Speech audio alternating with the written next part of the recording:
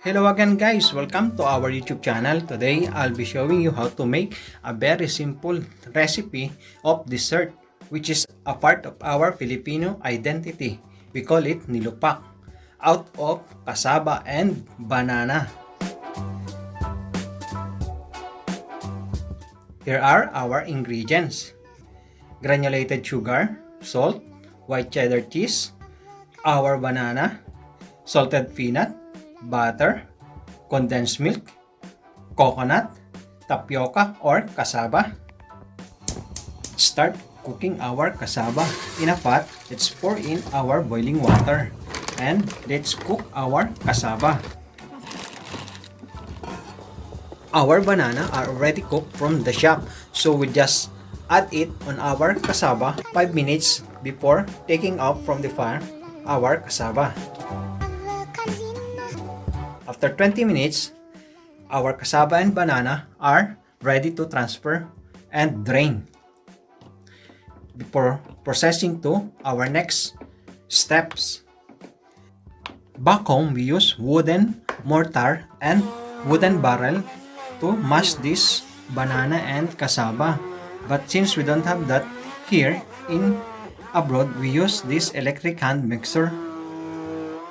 Just mash all the banana and cassava until well blended.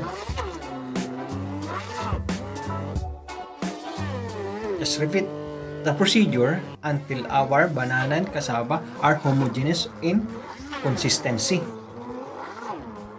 This kind of dessert are usually done in provinces with group of friends or families because this kind of dessert are really hard to make. So you need someone to help you to assist helping to pound this banana and cassava, especially with this banana included in this kind of dessert. So you need someone to help you doing this kind of recipe.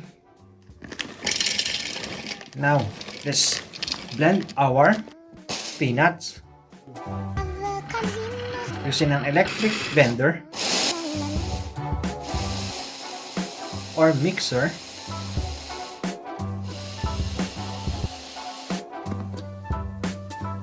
Now it's ready to add to our mixture of banana and cassava.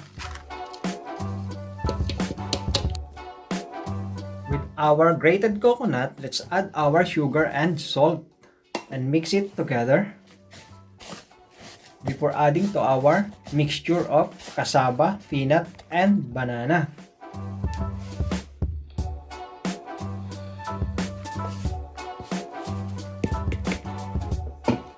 Together with the condensed milk, just pour it into our mixture.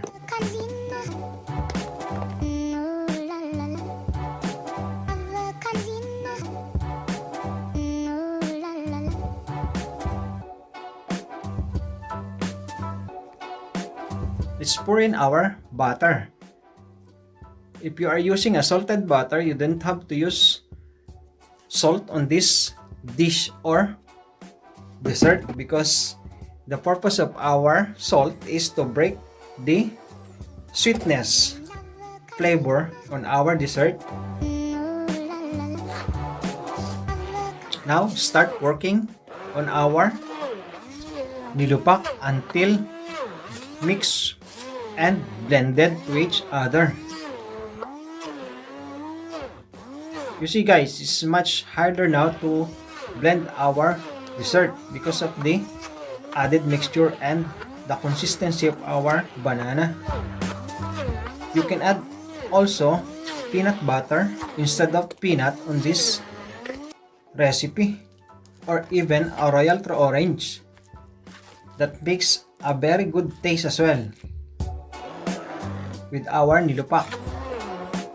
Continue working on our nilupak until blended with each other and a thick consistency like this is achieved. Now it's ready to transfer to our dish.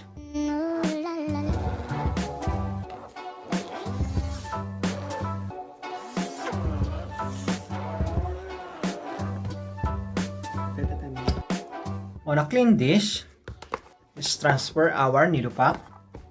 This kind of dessert is best served chilled on the fridge for at least an hour before serving.